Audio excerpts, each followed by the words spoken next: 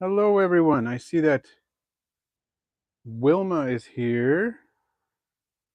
It doesn't let me go all the way back to the beginning, but Major WD, I think, is the first one. Frank the Tank, Mitchell Play, Sean Meister, Tennyson, 503 are all here. Great. I decided to just start a few seconds early. Why not?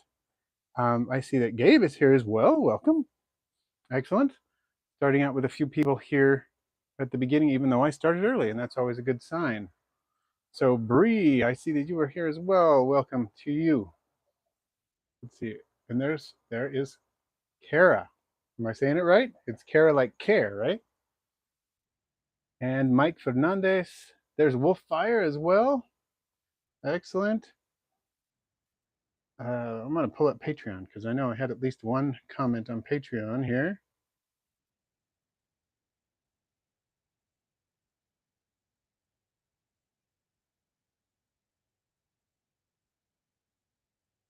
Let's see. There's Destruction Warehouse, Christopher Cunningham, Snails Ford as well. Okay, good. I said it correctly. Okay, trying to pull up Patreon here, having a little bit of a issue. There we go. Okay. So comments in Patreon. Looks like Kara was the comment in Patreon. So Mr. and Mrs. Morelia. So the idea is just that during the summer, my schedule is different.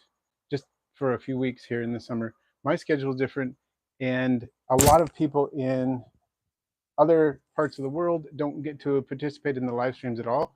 And so I just move it a little bit for a few weeks in the summer so they get a shot at participating, and I'll go back to a more normal time mid-August. So um, that's the rationale there, because most of the year people from other parts of the country often find this too late. So that's kind of what's going on. There's Crystal's Pets and Plants, and welcome as well. Earth, big fans from Thailand. Awesome. Awesome to have you here as well. Okay, so would anybody like to comment on what they see here? What do you see? What do you think you are seeing? And this is, I see Hissy Fit is here as well. Great. Droth. And excellent. We're up to 25. We've got 9 likes from my side here. 25 people in the chat. So if you would hit that like button now, we'll get more people coming in. Sometimes it doesn't update very quickly. Okay. Wolffire's close. You got the right species. See if I can get a even closer shot up there and tell me what you think. Orange creams. Yep. I see that Hissy Fit and Mr. and Mrs. Morelia both commented the same thing at close to the same time. There may be a few wild types in here. Not wild types, but Oreo crumbles. But this is the orange cream line that I have been isolating. So the ones that I did from scratch, basically, by crossing Oreo crumbles with oranges. I would also like to show you, for way of contrast. By the way, I'm glad the mic is working better this week. I think it was just low on batteries last week, and that's why it kicked out.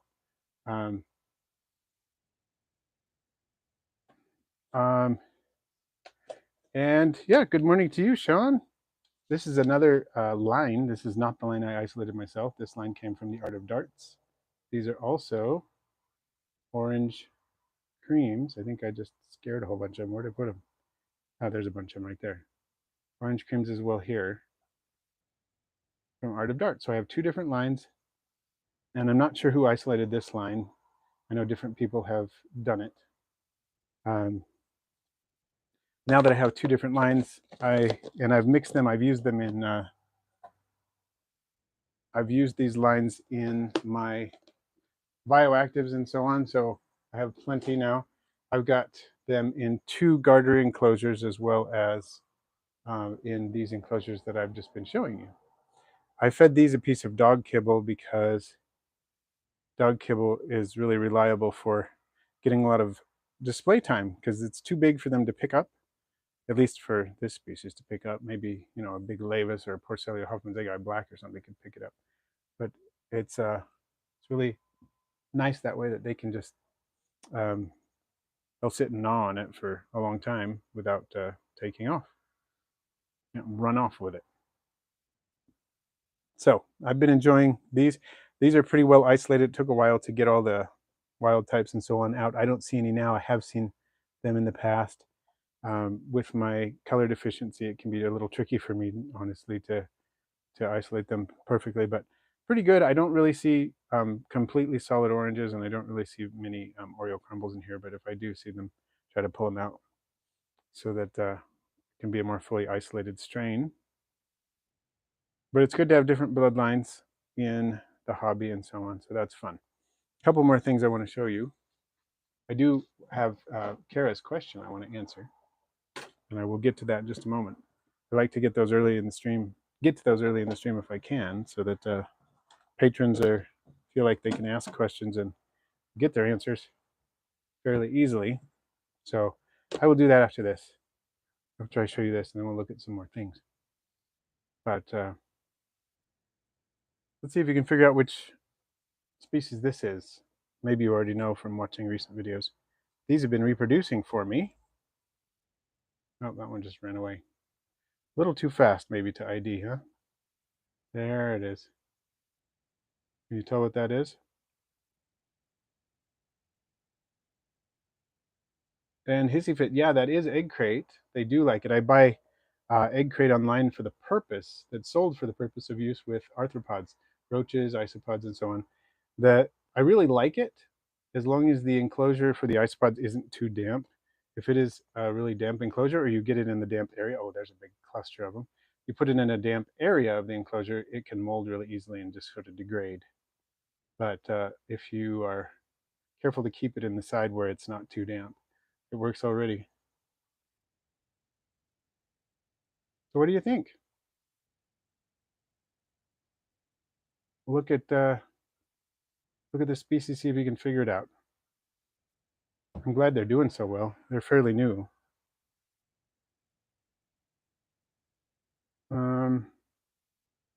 Let's see. So, oh, 503. Yeah, good luck and see if you can get those pied isolated. I tried that a while ago, had some pied individuals. It was not a very successful attempt.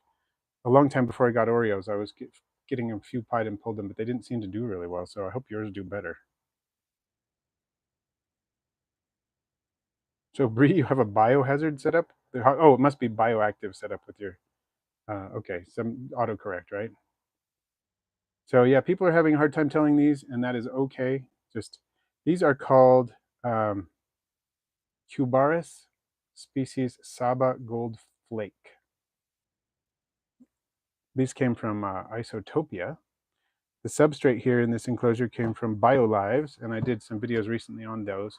That's what's going on here. I'm testing it out. The Saba are reproducing. Saba Gold Flake, I've seen babies of at least 2 or 3 different cohorts in here. So that's awesome. I'm glad to see that they're doing well. And oh, Tennyson called it, yep. Okay, I'm gonna put these back up, and I don't want to keep you looking at nothing. So we're gonna look at these while I talk about the next thing a little bit. Kara was asking about enclosures and enclosure stands specifically. So I'm gonna pull that up, pull up that text, or not that message, pull up that message on Patreon and answer that question specifically. Okay, so Kara says, good morning, Russ. I'm new to the hobby and will probably be adding more tanks in the future. Yep, pretty certain of that if you're new to the hobby. Multiple tank syndrome, right? But I need some aquarium stands / shelves for multiple tanks. What stands or shelves do you use for displaying your tanks? Also, once I find one I like, do you have any advice for safely moving an occupied tank to a new location? Okay, so Kara, maybe you can give me a little bit more information in the chat too about this. Do you mean mostly aquatic tanks? Do you mean a combination of aquatic tanks and vivariums? Let me know what you think.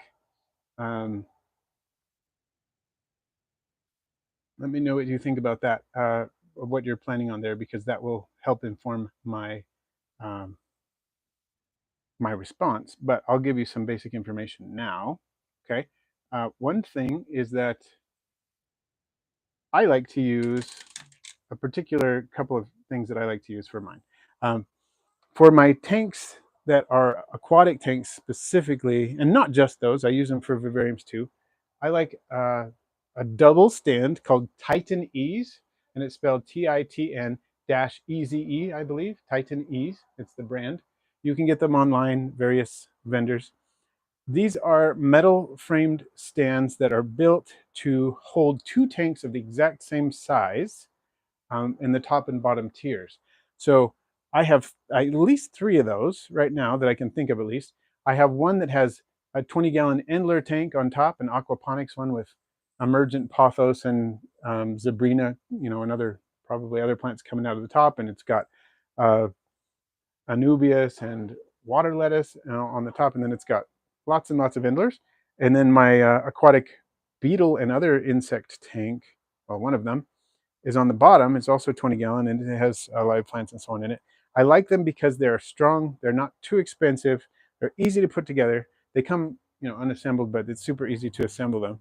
And then you can put two tanks. So, a lot of the stands that they sell have, they're capable of putting one tank on top, and some of them are capable of putting a smaller tank on the bottom, some are not.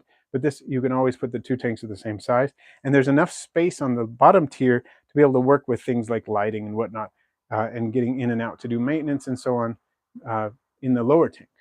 And then I have another one that has my, right now, melanistic garters in a 40-gallon Zilla enclosure on the top, and then an equivalently sized custom built enclosure for a corn snake on the bottom tier. And then we have an axolotl downstairs in one of the Titan Ease enclosures.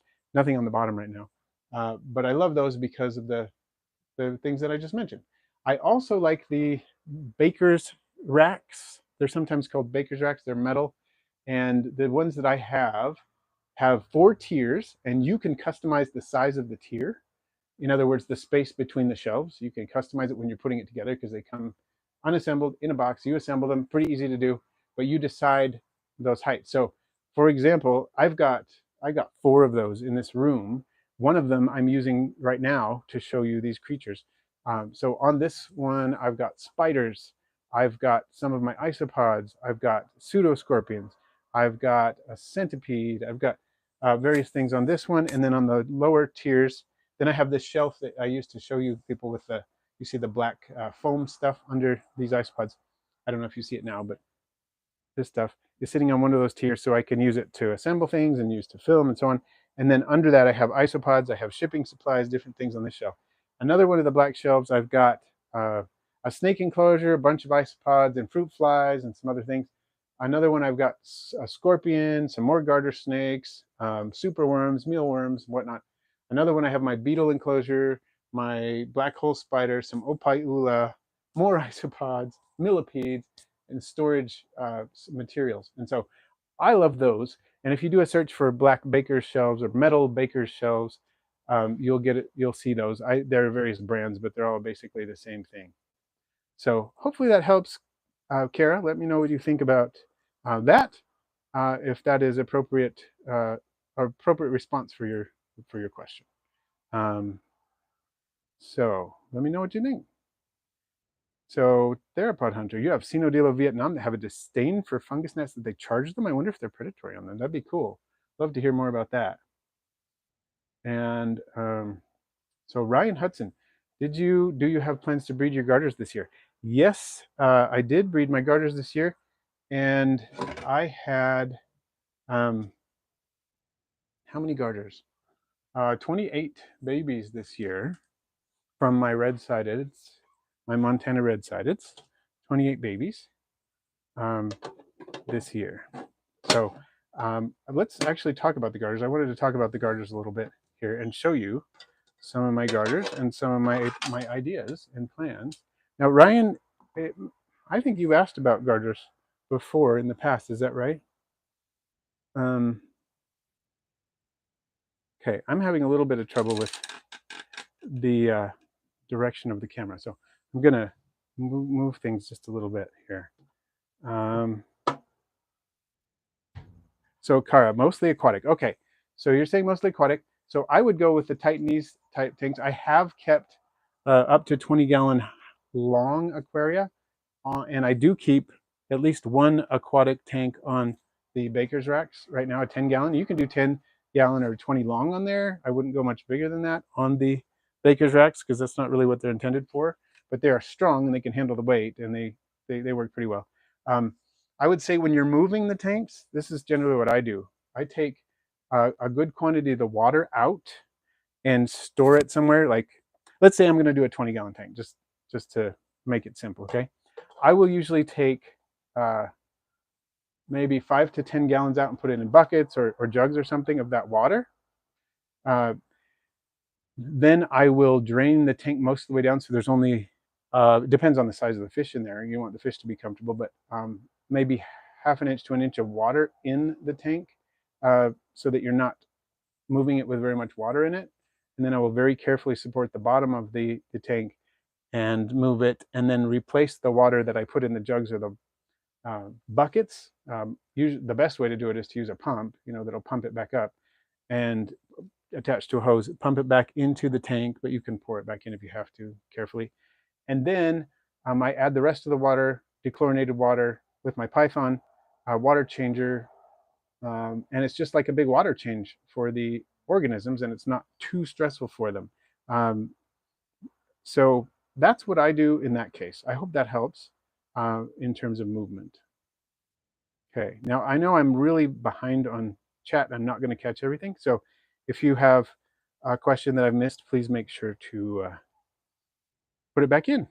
So Gabe is wondering if I found pseudoscorpions difficult to keep. I'm still dialing into their husbandry a little bit. I have had pseudoscorpions since, when was it? I have some enclosures here. I think it's April of 2021. Yeah, April of 2021.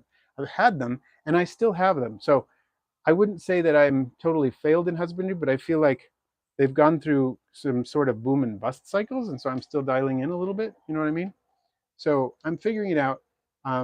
These are Dinocyrus arizonensis from roach crossing, and they eat fruit flies as well as springtails. They eat Sinella curviceta springtails as well as fruit flies, the smaller melanogaster wingless fruit flies. They'll eat those, and they seem to do fairly well, but they don't do as well in the winter. I think they go semi-dormant in the winter, and I'm still trying to dial in what I need to do to provide for them during that period of time.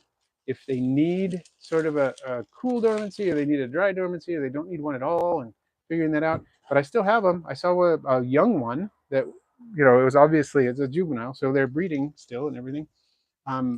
Just this morning, and I fed them and watered them and everything this morning. So I hope they'll be okay. I'm still figuring it out, like I said. Now, what I've got here is an enclosure for, this is an enclosure for some young garters, and I want to show you these. Oh, okay, so Ryan, yes, you do have 2 of Ruby's from last year. That makes sense. I thought I recognized your name. And Hissy Fit has 3 of mine, just received recently. Oh, Crystal, glad your tri-ups are doing well. So my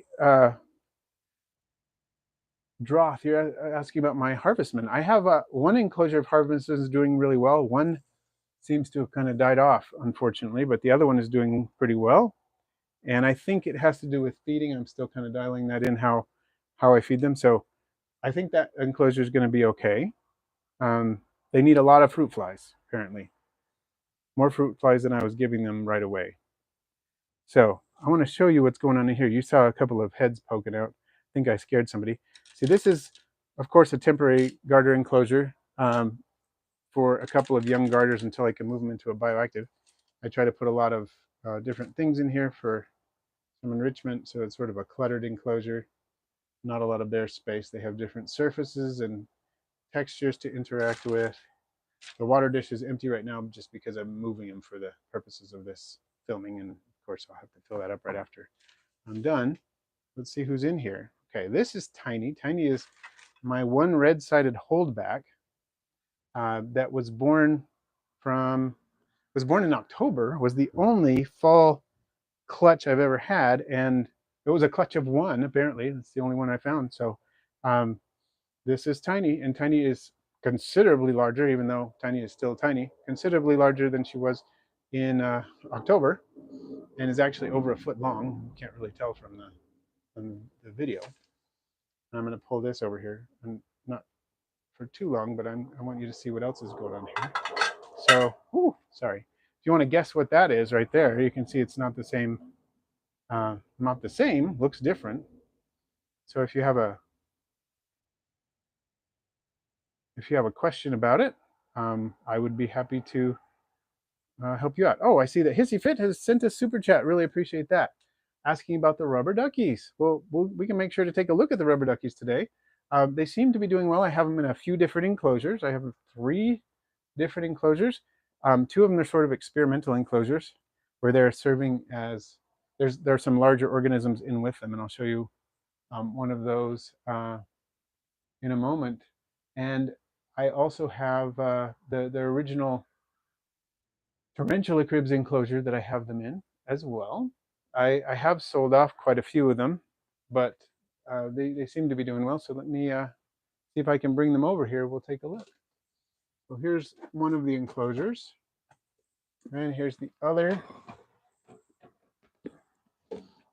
and we'll take a look after we finish talking about the snakes. Okay, so just to let you know what's going on snake-wise here.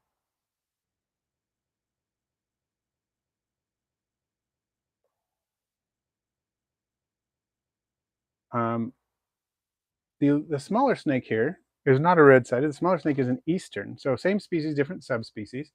Ooh, sorry. They don't like being approached from the top, especially when they're little. It takes them a while to calm down, unfortunately. But just a little bit more information. I'm going to try to be slow so I don't upset this snake too much here. Ooh, nope. Too late. I'm afraid I upset Tiny a little bit. This one is actually a lot calmer.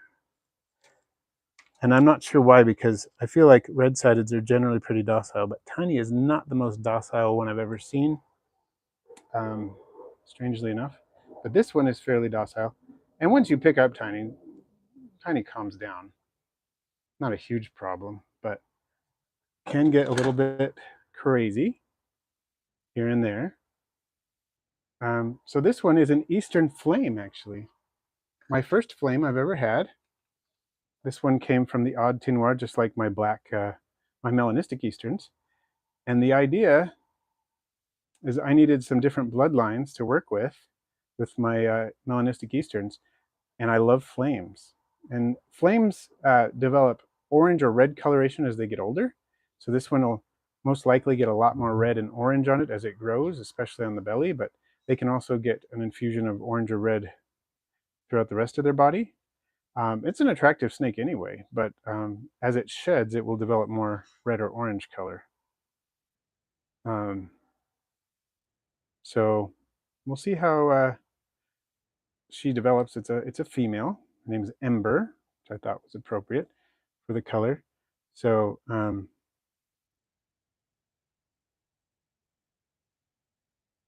so there we go.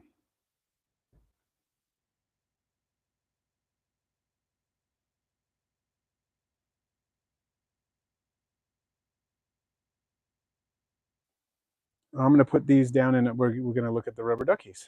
So no, this is not going to be all about snakes. It's going to be about various things, but I'm just going to slowly try not to freak out the little guys. They're both females, I should say, little gals. They're both females. Try not to freak them out. It looks like that the red-sided garter is going to get some decent color, which I'm excited about. She looks good, and I'm hoping that the flame gets some good color too. But either way, be unrelated stock to be able to cross with my melanistics and create hets and so on. And another interesting is that flame is not a recessive trait. It seems to be incomplete dominant or codominant or something like that, and so it works better for breeding in that you can get first generation cross is going to show some traits that you're looking for. Although the super form seems to be more intensely colored, at least in some cases. So, all right, let's see where we go.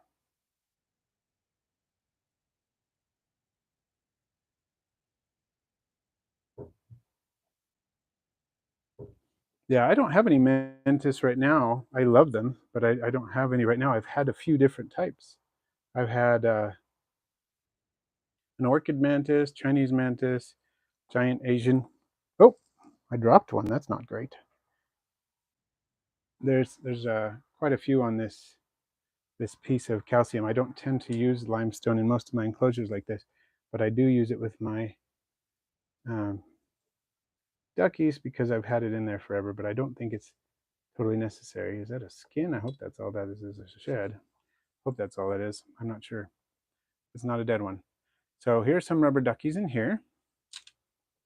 And let's take a look at the other rubber duckies, the other enclosure. The worst thing about these limestone pieces, the isopods obviously enjoy them and are crawling all over them, as you can see.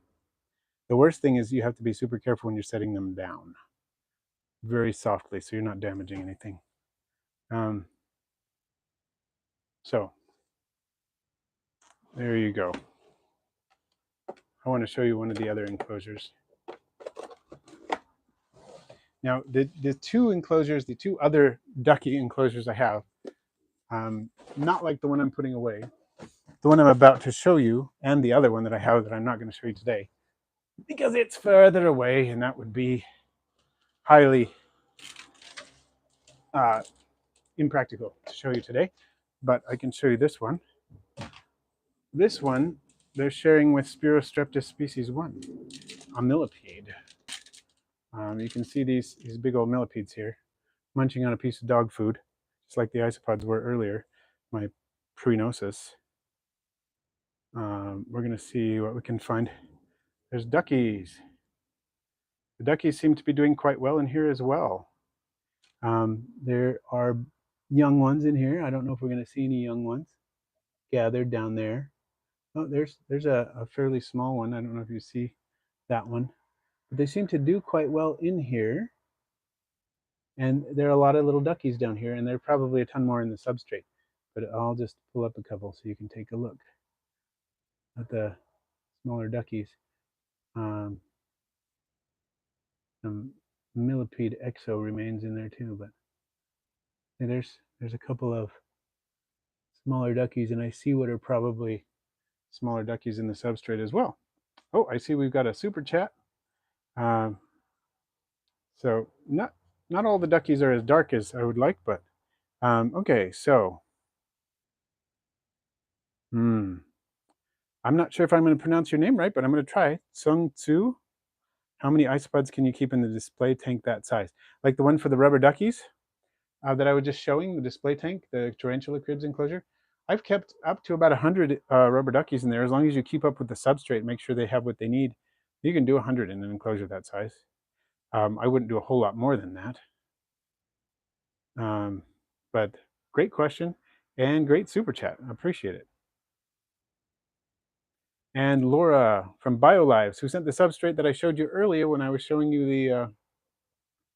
the enclosure with the Saba, the Cubaris Saba Gold Flake, which, by the way, are doing well on the substrate you sent, Laura, and have been breeding for me on it. So thank you for sharing that substrate with me. I've got it on several creatures. I've used it with my rubber duckies recently. I've used it with my new Armadillidium klugi orange, which I'll show you in a minute as well. So it's doing well, and I like the idea of sandpapering up the shells a little bit just to make sure that the isopods can get in and out better.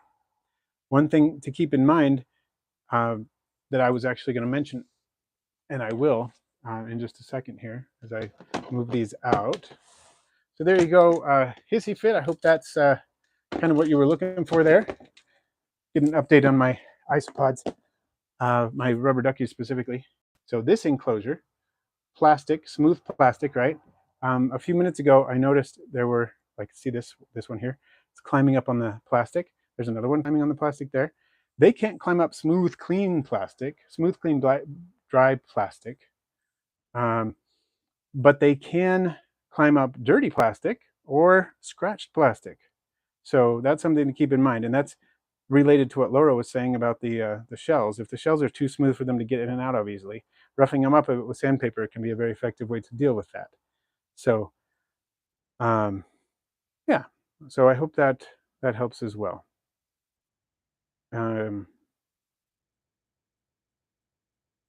Okay, so the earlier one. So you were talking about the tarantula cribs, or this one? Because this size, I think when I have about 25, 30, maybe 50, depending on the species of isopod, is when I would upgrade from this enclosure to a different one. It's nice to start them out often in smaller enclosures, but when I don't want to go a whole lot more than 50 in here, and it does depend on the size of the isopod, obviously. I wouldn't start out something like Porcelio huffmannseggi black in here. They're just too big. But most isopods, somewhere between 25 and 50 of these, in an enclosure like this before I'd move them on. So hopefully that helps. And Hissyfit, I just saw your message, your super chat. Thank you for another super chat about rubber ducky waitlist. I don't have a rubber ducky waitlist right now because I haven't been shipping them out of state because my permits did not allow me to do so. However, I am in the process of reapplying and transferring over to the new permit system with e-file. And in doing so, I am applying to be able to send rubber duckies. So once I am able to ship rubber duckies, I will start selling them, and I could start a wait list. So if you're interested in getting on a wait list for those, certainly contact me, off air, either on Patreon or on email or something like that. Then you can get on that list, and we can make it happen. So I think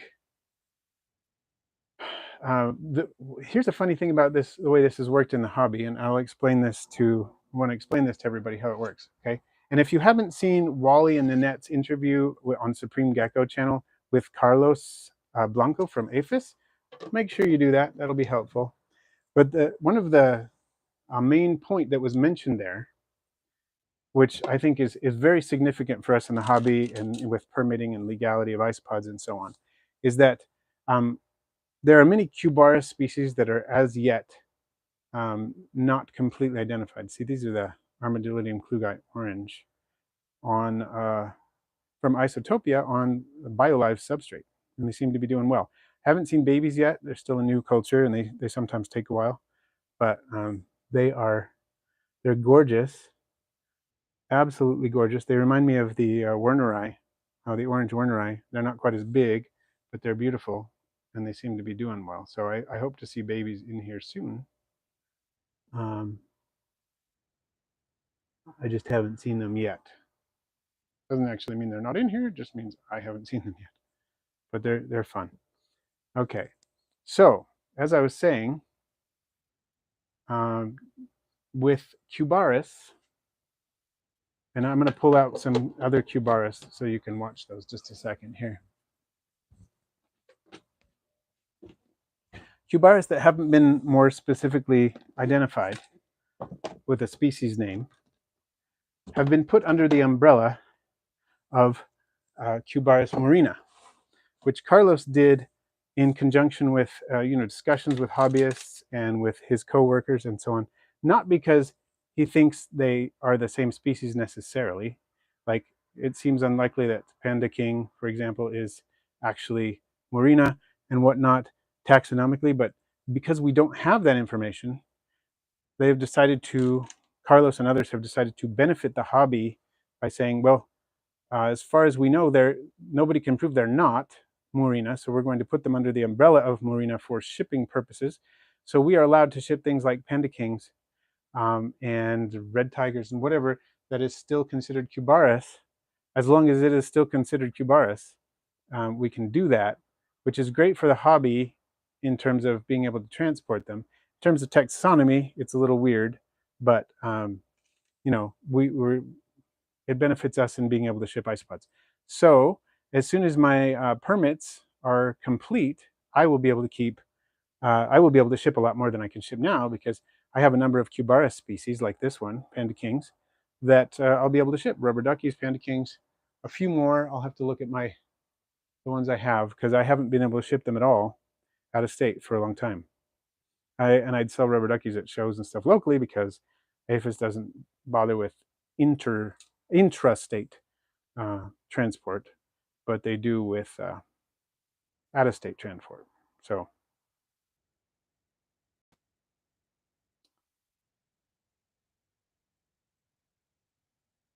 now I'm just trying to catch up on the chat a little bit. I'm going to put this back. Oh, I've got a panda king crawling on my finger there. It's funny how these panda kings, sorry for fingernails, probably time to clip them.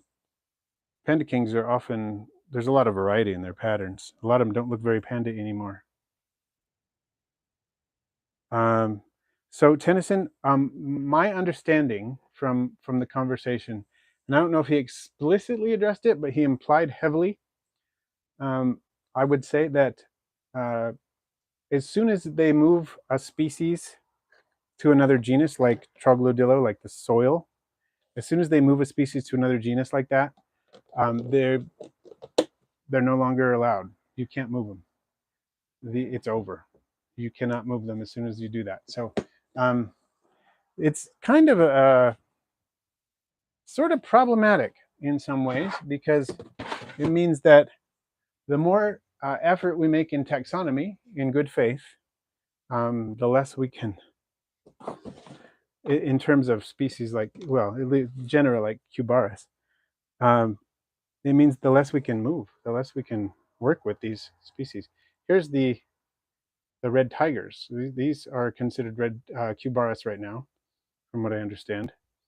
And they can be moved under the Cubaris Marina umbrella, but they certainly act and look quite a bit different from Cubaris Marina. But as soon as, if they were to be moved to Nezodilo or something like that, then the red pandas would no longer be allowed to be moved. Sorry, the focus is not working for me very well. Don't know why. So hopefully that helps, Denison. I do have a number of Marina morphs that are true Marina and confirmed to be Marina. I have papaya, I have glacier, and I have anemone. Maybe we should take a look at those. I really enjoy those quite a bit. I find them. So, oh, I also have the wild types. There's the glacier. They get moved and then I can't find them.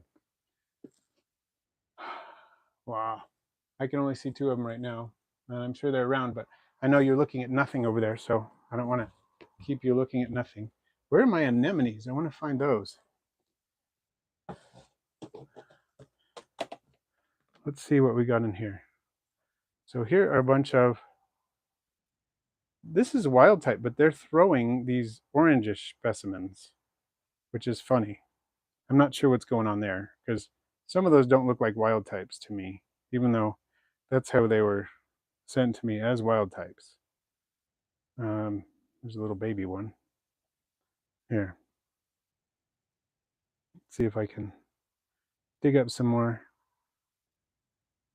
See, some are just wild types with the orange on the Europods, but others definitely more have an orange cast to them.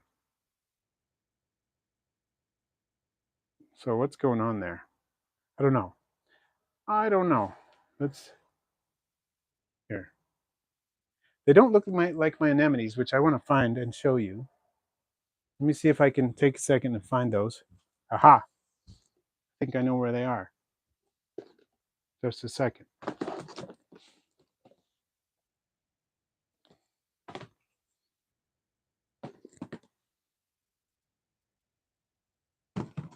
Must be over here. There's my anemone. And where are my papayas? There are my papayas. Okay, now I've got all my Cubaris True Marina over here.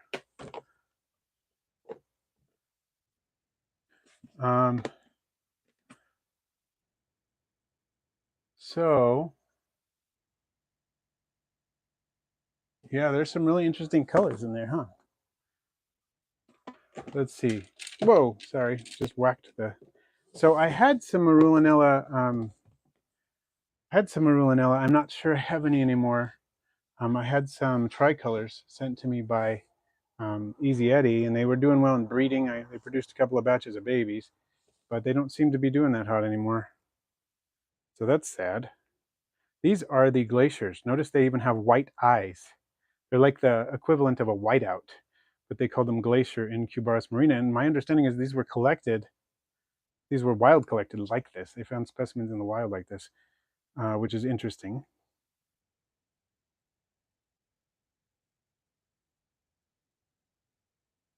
So Droth, I'm not too worried, honestly, about dripping water into the moss and drowning the isopods. I am more concerned about drowning when I put them in a container that they can reach standing water in, for sure. They will get into my garter snake water dishes sometimes and drown themselves. I find Porcellio dilatatus is much worse at that than, say, Porcellionides pruinosus. Armadillidium klugia can do that too with water dishes, and Porcellio scabra is supposed to be bad at that as well.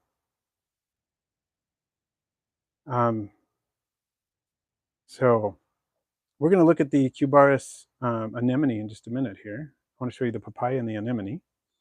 I see a super chat from Mr. and Mrs. Morelia. As isopods go, are Cubaris more difficult to keep successfully? And if so, what are the tips to keeping them long-term to breed and grow a colony? It just depends on the individual species of Cubaris. They differ quite a bit.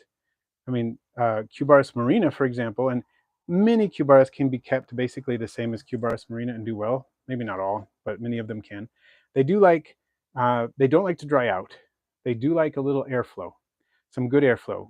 So cross ventilation, I think, is important. Making sure they do not dry out. You can provide a gradient, and that's not necessarily bad, but you want to make sure they'll never get stuck in a place where they'll dry out, because even a little bit of desiccation is bad.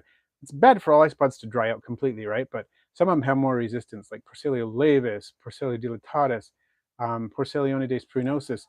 They can handle a little bit more dryness, just not complete desiccation. But it's tougher on the Cubaris marina and a lot of the other Cubaris.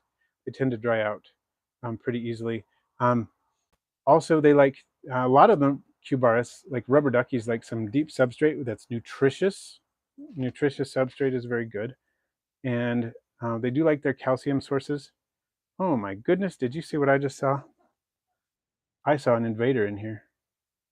And now I don't see where it went. Oh, there it is. Okay. I have to get that out of there. That is an orange crumble that got in there somehow. Can't have that. Where did it go? Now I'm going to have to dig around and find that Cubaris. I mean, not Cubaris, that Porcellionides, because if there's just one in there, it's not a big deal. But if there's more than one in there, that could be a problem.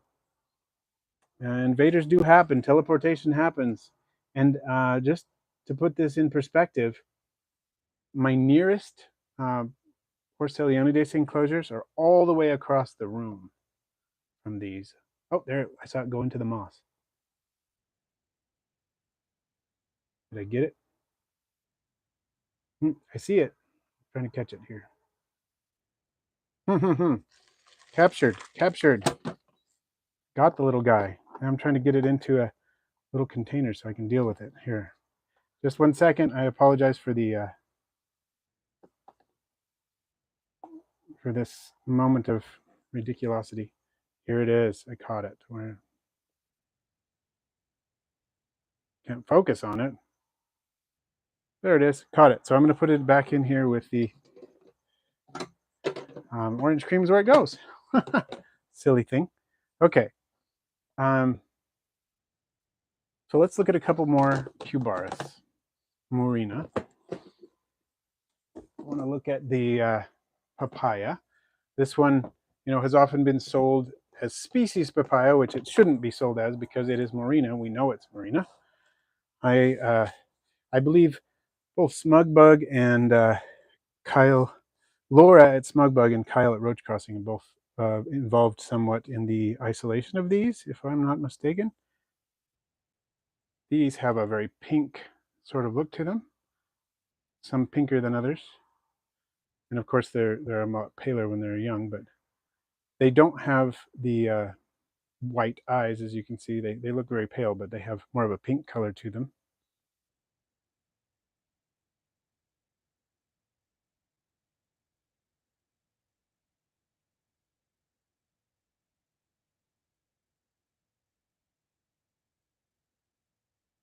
So these are fun. Cubaris Marina, that have often been sold at much more expensive prices because people thought they could get away with it, I guess. Kind of silly, since they are Marina. Shouldn't be much more expensive than other Marina. Now these are anemones. They are kind of a calico style of oranges, where some of them are orange, some of them are wild types, and some of them have kind of flecks and spots. And I really like these. They might be my favorite Marina so far, just because there's so much variety in individuals. You can see how this one right in the middle of the screen has some dark areas on it, but it's mostly orange, and some of them are completely orange. Some of them are completely wild type. You just got a lot of variety in these. Kind of fun. Let's see if we can see a few more. See, this is what happens to the egg crate when it gets too wet. So I need to replace this. It gets covered in springtails, which is not necessarily bad, but there are not a lot of isopods on that.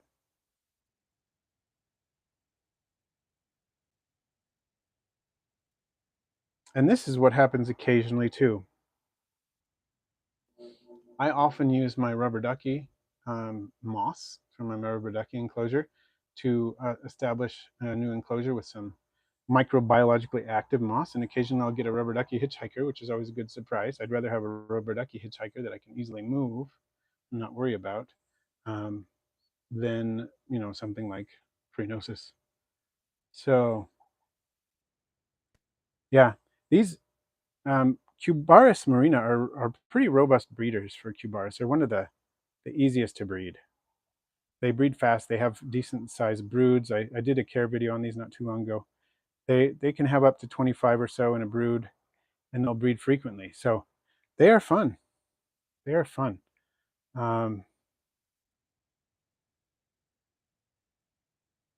And let me just take care of this rubber ducky stowaway here.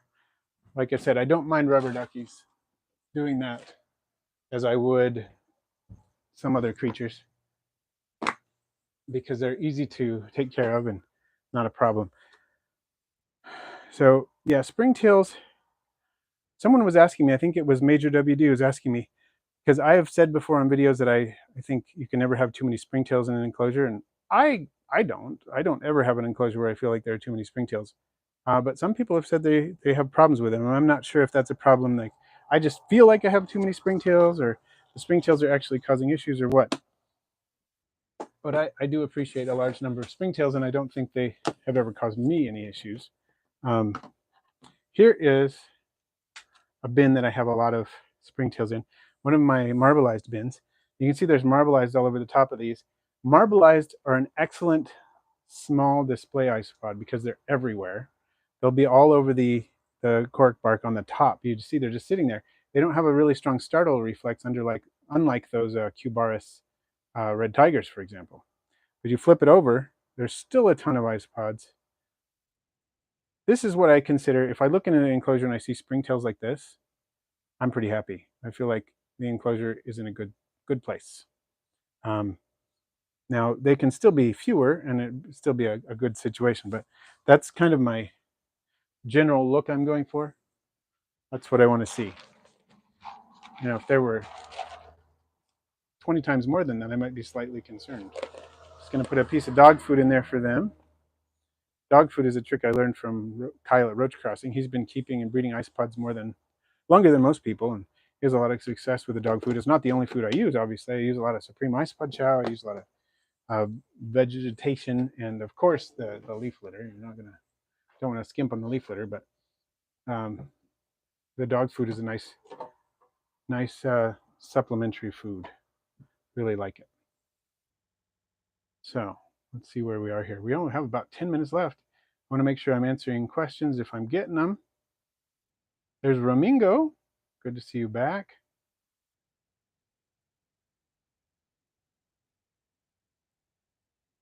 And Hissy Fit, I'm glad you used the seashells. Yeah, they turned out really nice. Most my enclosures have either a 3D printed dish like this one or a seashell.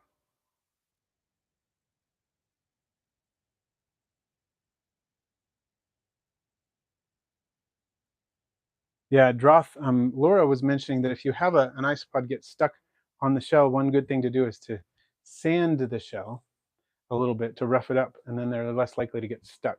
And I also try to use very shallow shells because I think the deeper shells could definitely be an issue.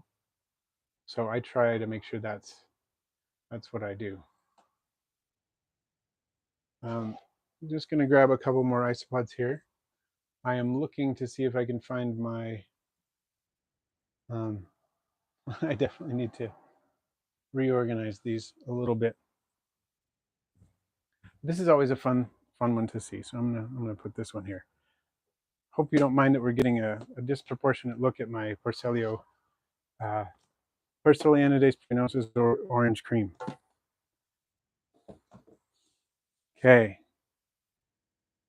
I do like them.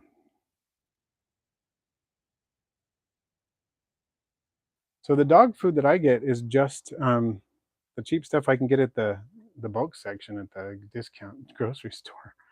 And that's what roach crossing suggested, and it seems to work really well as just one food item.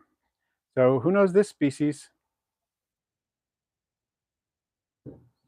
So the keep. I have not kept water striders for a long time. I kept them in the past, but right now I have giant whirligig beetles, and so they're not compatible with water striders in my aquatic insect tank. So I haven't kept them, but they you can keep them very similarly to them, and it's been a long time. Yep, Tennyson was the first one on my end, at least, but Wolffire and Frank the Tank were right behind. Porcellia werneri, the Greek shield isopod. I actually got a hat. I had a birthday fairly recently, and I got a hat my wife found for me that has a Porcellia werneri on it. It's super cool, like a baseball cap with Porcellia werneri on it. So I love it. And Mr. and Mrs. Marilia, you know, when you're ready for those orange creams, let me know. I obviously have enough to send you some. So I know we've talked about that before. And Husky's aquariums. Oh, yes, these come from Greece, indeed. They're sometimes called the Greek shield isopod with good reason. They do rather look like shields, and they're Greek, and it all works out. I love how flat these are, too.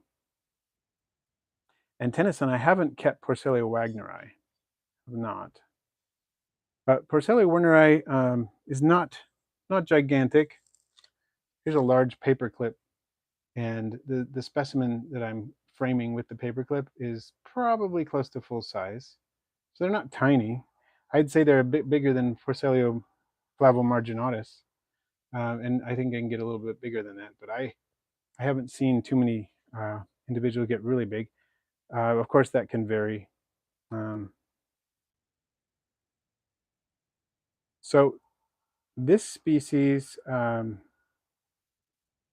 Droth, this species I won't be selling unless permits, at least not out of state, unless permits open up for it, but I doubt they will, because in order for permits to, and this was really a good thing that came out of the show with Wally, and I know Frank linked to it earlier, show with Wally, Nanette, and Carlos from APHIS, that the rationale behind a species being allowed for interstate movement in the US, the rationale has to be that there is a record of them established in at least somewhere in the US.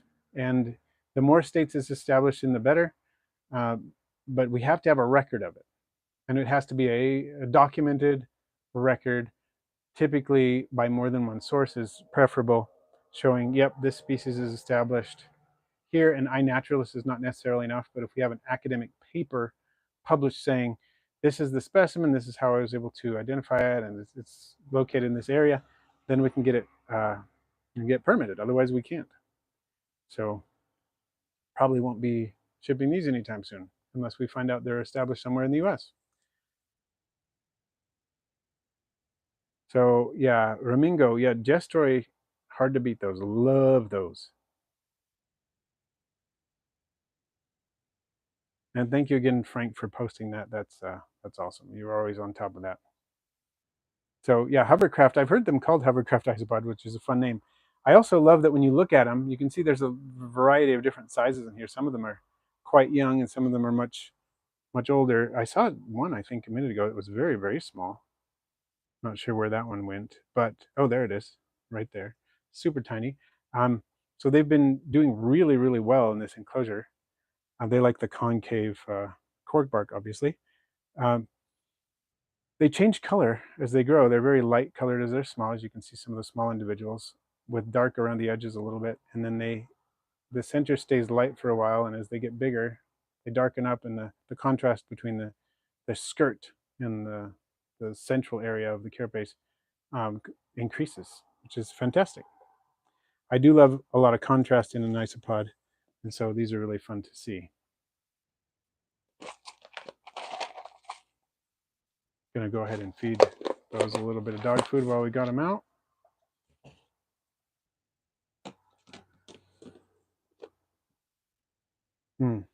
Oh, I see a pseudoscorpion. You guys want to see if you can see it? Where is it? There it is. There's one of the pseudoscorpions, and that's not the same individual I saw a little while ago. Taken off now. The individual I saw a little while ago was a juvenile and much smaller. So I think we're doing okay. These colonies, I may end up consolidating the colonies to make sure I have enough of them together. I'm just kind of looking, but anyway, that was fun.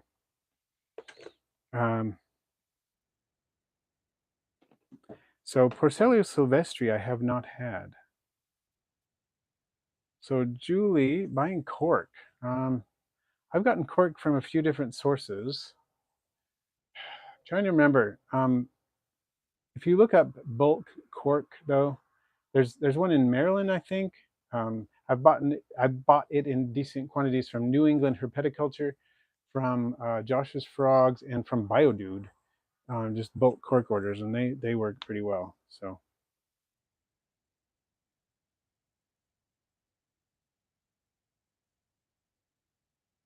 those are some options for you here in the US.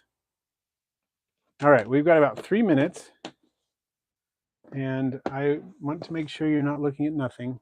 There's the isopods. Any last? Oh, okay. I got this. I have a specific isopod I want to show you because it's one of my favorites, and they're right here. I don't have to think about it too much.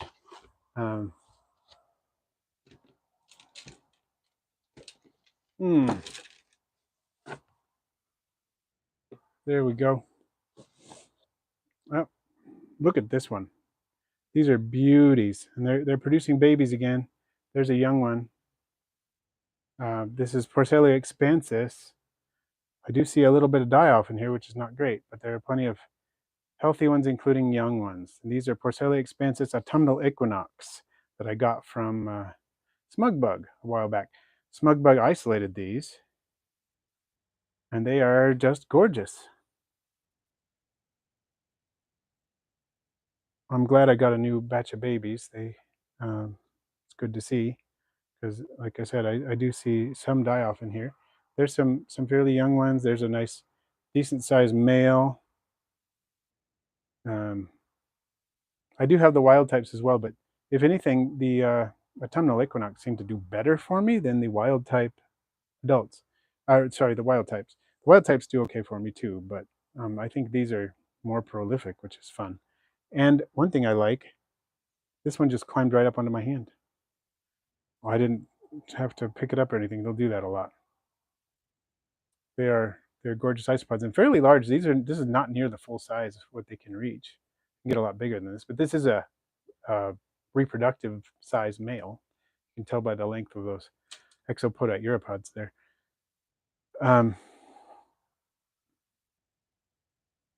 So, Frank, do isopods preserve well if cast in resins? Haven't experimented with that much. I've heard that they do. They don't preserve well in most other ways. They'll tend to lose their color. I don't know if resin works very well, but I've heard that it does. So I would actually like to hear by someone. So the males, they are territorial and they'll fight. Oh, sorry, just scared it. It's just sitting on my finger though. They will fight. The males push each other around. So you do want to make sure they get some places to hang out that separate them. That's why I use a lot of egg crate.